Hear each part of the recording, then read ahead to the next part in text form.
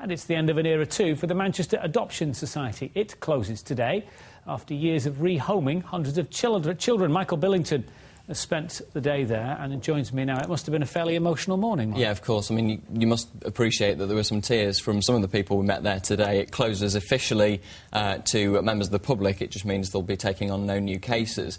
There's a few months left, though, for the people that work there currently. They've got a lot of work to do to make sure that they transfer cases over to local authority adoption organisations. But as you say, and as I saw earlier on, a sad day nonetheless. Youngsters from across Greater Manchester for almost half a century. They found families for over 1,000 vulnerable children. And now Manchester Adoption Society is packing up and shutting down to avoid going bankrupt. It must be incredibly disappointing. It must be really upsetting that it's come to this. I think it has been, and this has been a big part of a lot of people's lives. You think about this is where you got your children from, or this is where you got your parents from.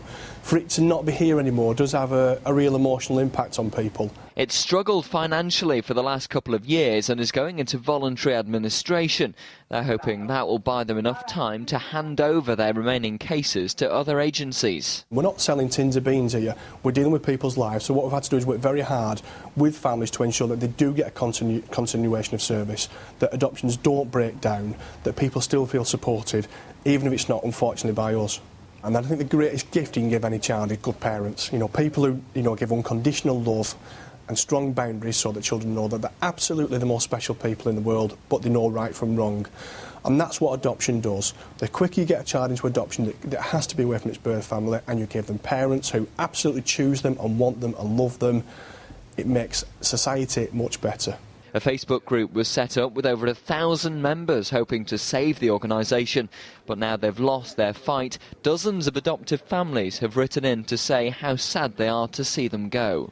I think Manchester Adoption Agency's been fabulous. It's given us the opportunity to adopt Leonie, and she's given us everything we've always wanted. Well, we finished on little Leonie and her new family there, but Manchester Adoption Society has been finding parents for children since 1965. Now, of course, I wouldn't dare suggest she was one of the first back in the 60s, but our very own Jemma Gofton was one of those who found a new family through the society. Jemma, tell us, first of all, what your story was. First of all, let's clear it up. 71, thank you, Michael. Of course, I realise that. Yeah. My story is that I was adopted from birth through Manchester Adoption Society and have found a wonderful family. Through them. They had the expertise to know that my mum and dad and my two brothers and sister were the right family for me, and vice versa. So that's my story about it, and that's why I think it's awfully sad, an awfully sad day today. Of course, organisations like this must be so important as well, because they're dealing with a sensitive time in life, and also they need to make sure that you're getting the best possible start. Absolutely, and I think the loss today is that now our point of contact has gone. And my family and myself, we haven't actually had to call upon them. But I know there are many families that have, whether there's been a blip in their life, maybe you want to find out about your health records, or maybe you just need somebody at the end of a phone. And unfortunately, that's gone today. The people who delved into my family's life for a whole year before giving them this baby, me, they aren't there anymore for them. You need those options, don't you, I suppose? You do need the options, and I know that my paperwork, for example, will go to Berry along with all the other people.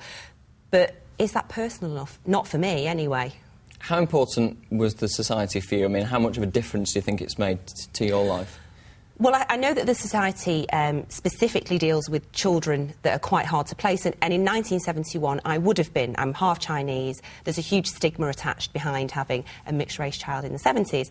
So I have to thank them for being the society that stepped up and took me on, because it could have been the case that I was passed from foster home to care home to home, and I wouldn't have had a family, I wouldn't have formed a relationship with families.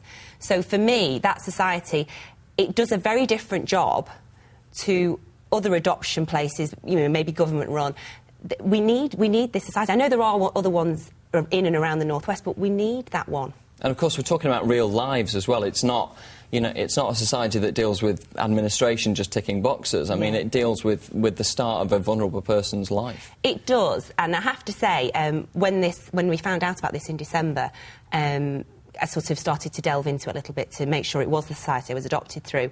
And they've been wonderful. They've called back, they've been really personal. My dad's spoken to them. That's my adopted dad, which I hate using that phrase, but just to make sure we don't get any of the lines are blurred. And they've just been a really, really nice people to deal with, who have returned every call we've made. And if they're doing that for every family, who's going to do it for us now? Must be an incredibly sad day for people like yourself, then. It is, and I've spoken to some of the people involved, and very much I think that my story is my story, and it doesn't sadden me at all, because I know that I've got a lovely family. But when you speak to other people who perhaps are going to lose contact or don't know who to turn to now, that's when it saddens me a lot more. For other people, perhaps. Just finally, then, how difficult will it be now it's gone? I mean, it won't really be difficult for me, because I know where my paperwork's going. But perhaps I only know where my paperwork's going because we've been delving into it. If you're not in this industry, I wouldn't have known about this place shutting down until perhaps it was too late. So it is a hugely, hugely sad day. And I'm very sad for all the staff, and I'm very, very sad for all the families involved.